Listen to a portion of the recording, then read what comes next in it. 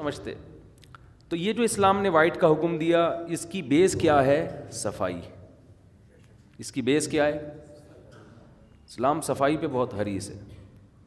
تو میں یہ عرض کر رہا تھا کہ صفائی کی جتنی، جس کو ہم طہارت یا نظافت، میں نے بتایا طہارت سے یا مراد نظافت بھی اس میں داخل ہے، تو جتنی قسمیں صفائی کی ہو، اب ہم طہارت مشکل لفظ ہے، اردو کا لفظ صفائی استعمال کرتے ہیں تاکہ آسانی سے سمجھ میں آئے بات. اپنے آپ کو کلین کرنے کی جتنی قسمیں تھیں نا، اسلام نے حکم دیا ان تمام لحاظ سے اپنے آپ کو صاف رکھو، نیٹ اور کلین ہو جاؤ. تو میں یہ عرض کر رہا تھا صفائی شروع ہوتی ہے کپڑوں سے. اسلام نے حکم دیا کپڑوں کو پاک بھی رکھا جائے اور صاف بھی رکھا جائے. جمعے کے دن خاص طور پر غسل کا حکم دیا. نمبر 2 صفائی ہوتی ہے باڈی کی. باڈی کو اسلام نے صاف رکھنے کا حکم. یہ نیت کر لیں ہم رکھیں گے، ایسا نہیں ہے کہ یہ صرف نالج کے لیے ایک بیان چل رہا ہے. اور اس میں بھی اسلام نے دوسرے قوموں سے امتیازی احکام دیے ہیں ہمیں. زیر ناف بالوں کی صفائی کا حکم دیا. بغلوں کے بالوں کی صفائی کا حکم. ان کو رکھو نہیں، یہ بال رکھنے کی چیز نہیں ہے. غسل براجم کا حکم دیا، جوڑوں کے دھونے کا حکم. ابو داؤد کی حدیث، یہ جو جوڑ ہوتے ہیں نا جن پہ میل جم جاتا ہے، آپ صلی اللہ علیہ وسلم نے اس کو الگ سے صاف رکھنے کا حکم دیا ہے. حق علی کل مسلم ان یغتسل کل اسبوع مرہ. آپ صلی اللہ علیہ وسلم نے فرمایا ہر مسلمان پر لازم ہے کہ ہفتے میں کم از کم ایک مرتبہ وہ غسل کرے. تو یہ ہے جسم کی صفائی. دانتوں کی صفائی کا حکم دیا. دانتوں کی صفائی اتنا زیادہ حکم دیا کیونکہ دانت سب سے زیادہ انسان کے خراب ہوتے ہیں. جب بھی کھائے گا تو کچھ نہ کچھ دانتوں میں لگا رہ جائے گا کہ نہیں لگا رہ جائے گا. بار بار حکم دیا مسواک کرنے کا. یہ بات خوب سمجھ لیں، کھانے کے بعد مسواک نہیں ہے، کھانے کے بعد خلال کا حکم ہے.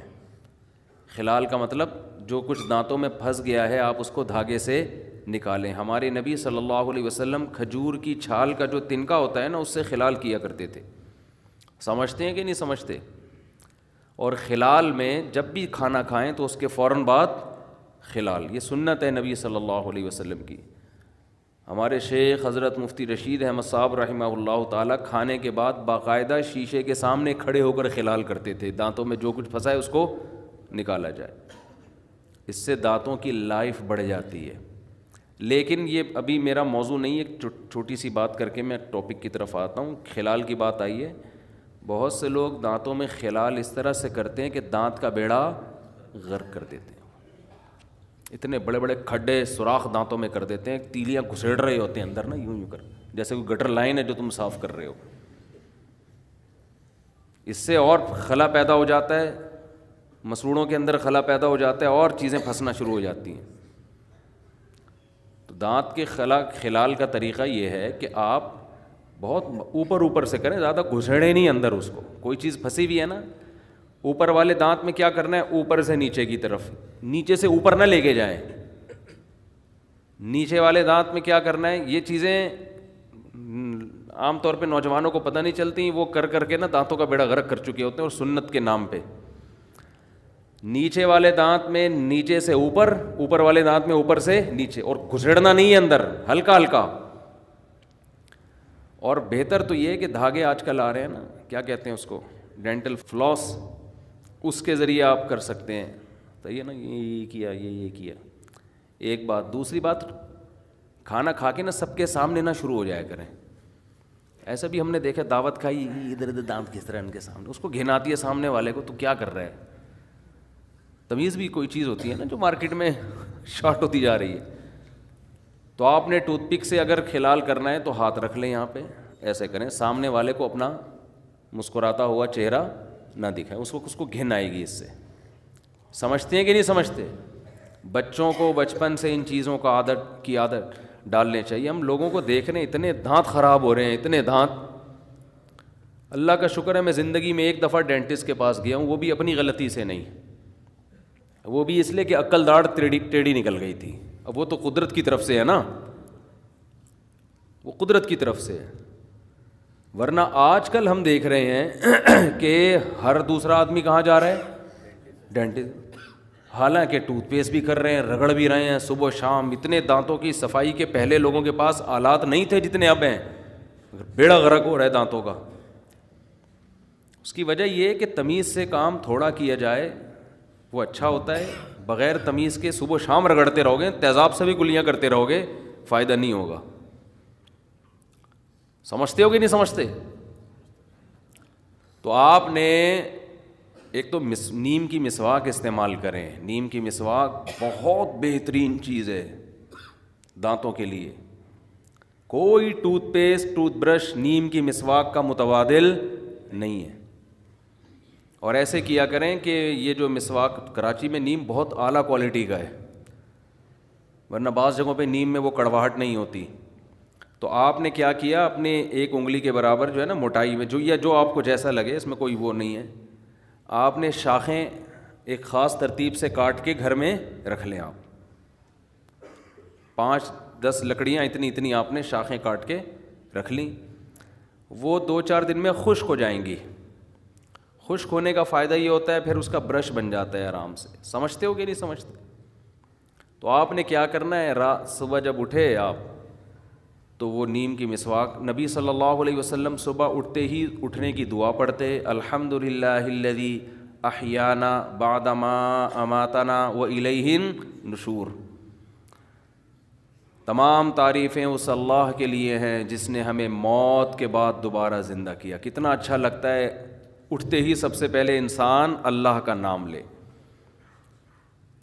موت کے بعد دوبارہ زندہ کیا, وَإِلَيْهِ النُّشُورُ, اور ایک دن ہم نے دوبارہ اٹھنا ہے اسی کے پاس. اس طرح ہم قبر سے بھی ایک دن اٹھیں گے. جیسے بستر پہ سوتے ہیں ہمیشہ کے لیے نہیں سوتے, ایسے ہی قبر میں جب سوئیں گے تو بھی ہمیشہ کے لیے نہیں. ایک دن آئے گا فرشتہ, چل بھائی اٹھ جا, بہت سو لیے, حساب دے اب جو کچھ کر کے آیا ہے. یا وہی وہ کیا ہے سورہ یاسین میں, من بعثنا من مرقدنا, کافر کہے گا ہائے بدبختی, کس نے ہماری خوابگاہوں سے ہمیں جگا دیا. یہ خوابگاہ اس لیے کہا ہے کہ جب قیامت کا پہلا سور پھونکا جائے گا نا, تو جو عذاب قبر کسی کو ہو رہا تھا, ثواب ہو رہا تھا, وہ بھی ختم ہو جائے گا, بالکل سب ختم. پھر کتنا عرصہ اللہ ہی جانتے ہیں. دوبارہ جب سور پھونکا جائے گا تو یہ جو درمیان کا ٹائم تھا, قیامت کا پہلا اور دوسرا سور, اس کے درمیان کا جو ٹائم تھا, یہ ٹائم میں کائنات ساکت ہوگی, کچھ بھی نہیں ہوگا اس دوران, نہ کوئی عذاب نہ ثواب. روحیں بھی بے ہوش ہو چکی ہوں گی. اس کو اللہ نے سونے سے تعبیر کیا ہے. پھر جب دوسرا سور پھونکا جائے گا تو پھر لوگ کہیں گے ہمیں ہماری خوابگاہوں سے کس نے جگا دی, ہم تو سمجھ رہے تھے کہ ہم ہمیشہ کے لیے سو گئے ہیں. جیسے آپ گہری نیند سو رہے ہو نا, کوئی آ کے آپ کو اٹھا دے تو آپ حیران ہوتے ہو یہ ایک دم ہو کیا گیا ہے میرے ساتھ, میں کہاں تھا ایک دم, میں کیسے, یہ کون سی زندگی ہے, یہ کون سا جہان ہے. تو نبی صلی اللہ علیہ وسلم دعا پڑھتے, تو اس کے بعد جو آپ کا سب سے پہلا عمل ہوتا وہ کیا ہوتا؟ مسواک. قضائے حاجت سے پہلے بھی آپ کیا فرماتے؟ مسواک. اور کیسے؟ یہ جو آج کل مسواکوں کا جس طرح سے استعمال ہو رہا ہے, یہ بھی دانتوں کو بیڑا غرق کرنے کا بہت بہترین طریقہ ہے, خوب سمجھ لیں. کیونکہ ایک مسواک کا ایک برش بار بار استعمال ہوتا ہے, پانی لگتا ہے, اس میں سڑان پیدا ہوتی ہے, اسمیل پیدا ہوتی ہے, پانی لگ کے, نمی لگ کے, اور مسواکیں بھی پرانی عجیب ہی حساب چل رہا ہے مارکیٹ میں. اور کچھ مسواکیں تو ایسی ہیں ان میں مسواک کے علاوہ سب کچھ ہے, ڈنڈیاں ہیں, وہ مشہور بہت ہیں جی. یہ زیتون کی مسواک ہے, ٹھیک ہے استعمال کرتے ہیں لوگ, زیتون کی نہ کرنے سے بہتر ہے, لیکن وہ نیم کی مسواک استعمال کریں. یہ پیلو کی مسواک نہیں ہوتی جو بہت تیز ہوتی ہے. تو خیر آپ نے کیا کرنا ہے, نیم کی مسواک سرانے رکھ کے سو گئے.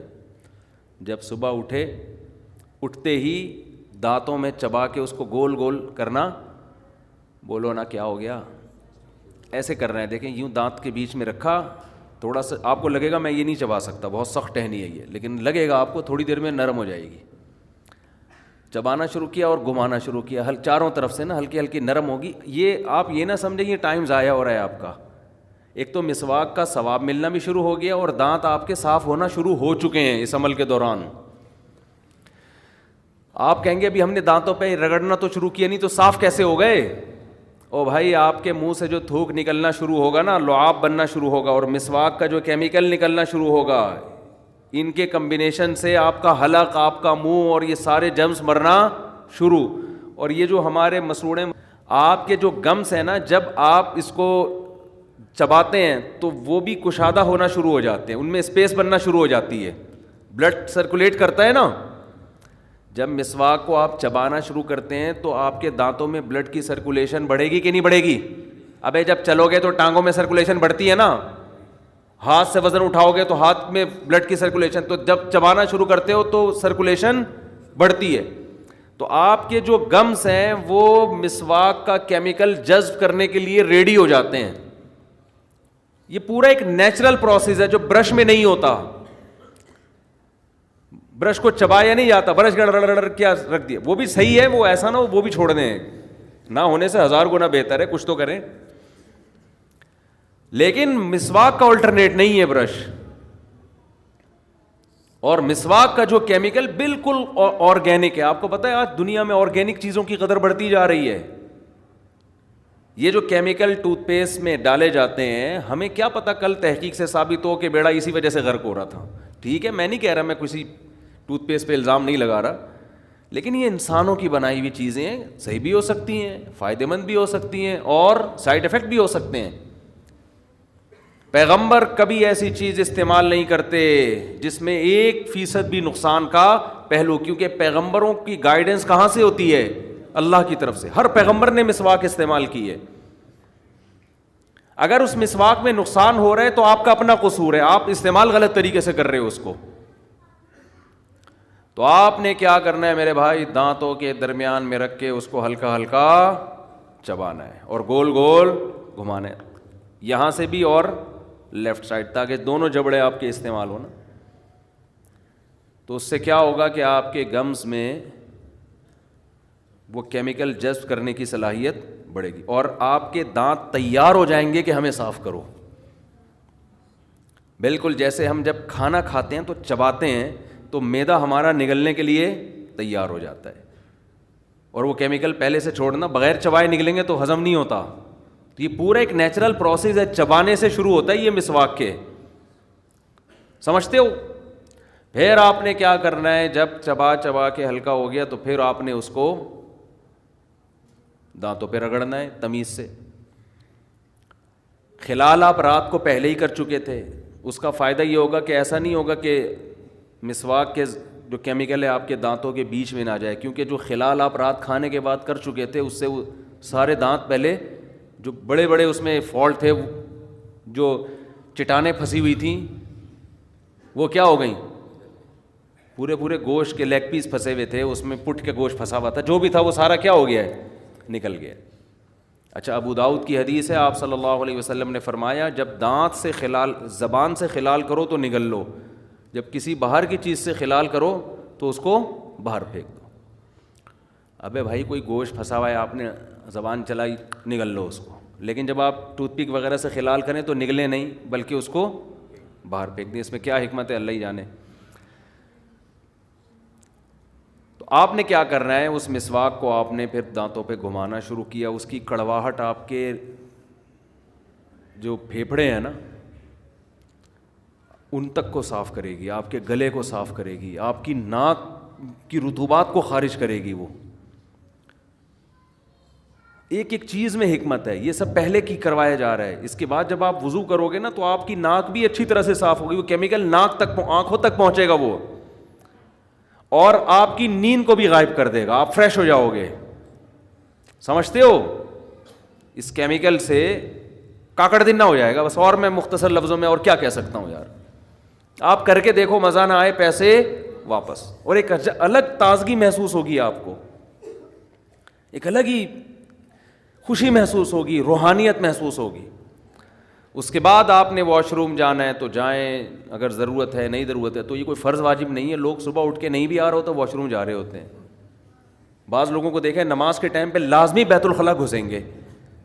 یہ میری آج تک سمجھ میں نہیں آیا. بھائی واش روم کا تو جب تقاضا ہوتا ہے تو نماز کا ٹائم نہیں بھی ہو تو بھی جاؤ، جب تقاضا نہیں ہے تو نماز سے کیا؟ تو نماز اور واش روم یہ لازم ملزوم نہیں ہے، سمجھتے ہو؟ لیکن بہرحال ہوتا ہے صبح صبح عام طور پہ لوگوں کو، تو چلے جائیں واش روم سے فارغ ہو کر پھر آپ نے کرنی ہے وضو. اور نبی صلی اللہ علیہ وسلم نے خاص طور پہ صبح کے وقت کے بارے میں فرمایا کہ شیطان آپ کی ناک کے نتنوں کے اندر ٹھکانہ بنا کے رات کو بیٹھتا ہے. حدیث کے الفاظ ہیں. تو صبح کے وقت جب ناک صاف کی جائے تو اچھی طرح سے کی جائے، پانی اندر تک پہنچایا جائے، پھر خوب اچھی طرح سے ناک صاف کر کے جو ناک میں رطوبات پھنسی ہوئی ہیں ان کو نکالا جائے. حدیث کے الفاظ ہیں شیطان رات وہاں بیٹھتا ہے. اب یہ حدیثیں اپنے ظاہر پہ نہیں ہوتی، اس کا مطلب ہے کہ وہ اس جگہ کو صاف کرو، وہ درد سر بنے گا آپ کے لیے. کتنے لوگ ہیں صبح اٹھتے بس کلی بھی نہیں کرتے، چائے پینا. بیڈ ٹی بھی ہے بڑے گھرانوں میں، بڑے گھرانوں میں نا بستر پہ صاحب کو جگانے کے لیے پہلے کیا چاہیے؟ ٹی. وہ مسواک نہیں کرے گا، دانت صاف نہیں کرے گا. آپ یہ تکلف نہ بھی کرو نا، صبح اٹھ کے پہلے برش کر لو، بس یہ بھی کافی ہے. بھائی اتنا ٹینشن میں جانے کی ضرورت نہیں ہے. ایسا نہ ہو کہ لوگ کہیں اتنا پہلے یوں چباؤ پھر یوں کرو پھر یہ چھوڑو یار. تو کوئی بات نہیں، آپ اٹھو برش کر لو پہلے، اس سے بھی فریش ہو جاؤ گے، ٹھیک ہے نا. تو اور ٹوتھ پیسٹ جو ہے نا کمپنیوں کے اشتہار دیکھ کے، ایڈورٹائز دیکھ کے نہ لو، کسی ڈاکٹر سے پوچھو کہ کون سا کرنا چاہیے. ہمارے ہاں چیزیں خریدی جاتی ہیں ایڈورٹائز دیکھ کے کہ کس کا ایڈورٹائز زیادہ آ رہا ہے. حالانکہ عین ممکن ہے جس چیز کو ایڈورٹائز زیادہ آ رہا ہے وہ سب سے زیادہ نقصان دہ، وہ اسی وجہ سے ایڈورٹائز. اور پہلے ڈاکٹر کے اپنے دانت بھی دیکھ لو، ہاں، کہ اگر آپ کو اتنا دانتوں کا پتہ ہے تو اپنے کیوں ایسے خراب ہوئے ہیں آپ کے. اگر وہ کوئی معقول عذر بتاتا ہے بھائی قدرت کی طرف سے بھی بعض لوگوں کے ہوتے ہیں تو ایک الگ بات ہے، وہ تو پھر اللہ کی طرف سے ہے نا. ہمارے ایک جاننے والے حکیم تھے، انتقال ہو گیا، اللہ مغفرت فرمائے. انتقال بھی 100 سال کے بعد جا کے ہوا ہے. حکیموں کی عمریں بڑی لمبی ہوتی ہیں. میں ایک بات ڈاکٹروں سے کہتا ہوں، ڈاکٹر صاحب آپ کی سائنسی ترقی اپنی جگہ، عمریں ابھی بھی حکیموں کی لمبی ہوتی ہیں ٹھیک ہے نا. حالانکہ پھیکو بھی ہوتے ہیں حکیم میں بہت سے، سارے نہیں.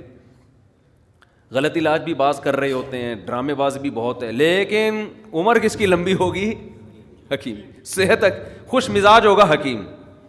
جب آپ ملیں گے لگے گا یار بندے سے مل کے آ رہا ہوں، ایسا لگے گا دماغ بھی اس کا فریش ہے. ڈاکٹر سے ملیں گے تھوڑی دیر میں آپ کو ٹینشن ہونا شروع، عام طور پہ. تو میں نے ڈاکٹروں سے وجہ پوچھی، بھائی ترقی تو میڈیکل سائنس نے بہت زیادہ کی ہے لیکن صحتیں کس کی؟ حکیموں کی اچھی ہیں. تو ڈاکٹر اس کی وجوہات بھی بیان کرتے ہیں اور وہ صحیح وجہ ہے کہ حکیموں کی لائف نا نیچر کے زیادہ قریب ہوتی ہے. میڈیسن سے اپنے آپ کو بلا وجہ بلا ضرورت، دواؤں سے اپنے آپ کو، تمام دوائیں بچوں کی پہنچ سے دور رکھے ہیں نا، تو تمام دوائیں بڑوں کی پہنچ سے بھی دور رکھی ہوئی ہوتی ہیں انہوں نے، ٹھیک ہے. اور یہی چھوٹے موٹی چیزیں، نزلہ ہو گیا تو وہ پی لیا بنفشہ شہتوت، ٹھیک ہے نا، جو شاندہ پی لیا بنفشہ شہتوت. دیکھو شہتوت کا بنتا ہے، شہتوت کیسی خاندانی چیز ہے یار، اتنی زبردست چیز ہے نا. تو وہ بنفشہ شہتوت پی لیا اور زیادہ ایک دم اینٹی بائیوٹک نہیں کھائیں تو آہستہ آہستہ باڈی خود ہی اس کو کور کر لیتی ہے. پھر رات کو جلدی سو جانا، صبح جلدی اٹھ جانا، ٹینشن نہ لینا، ٹینشن ہمیشہ دینا جتنے مریض ہیں ان کو ہمیشہ ٹینشن دینا، نفس پکڑ کے ٹینشن دینا شروع کر دیتے ہیں آپ.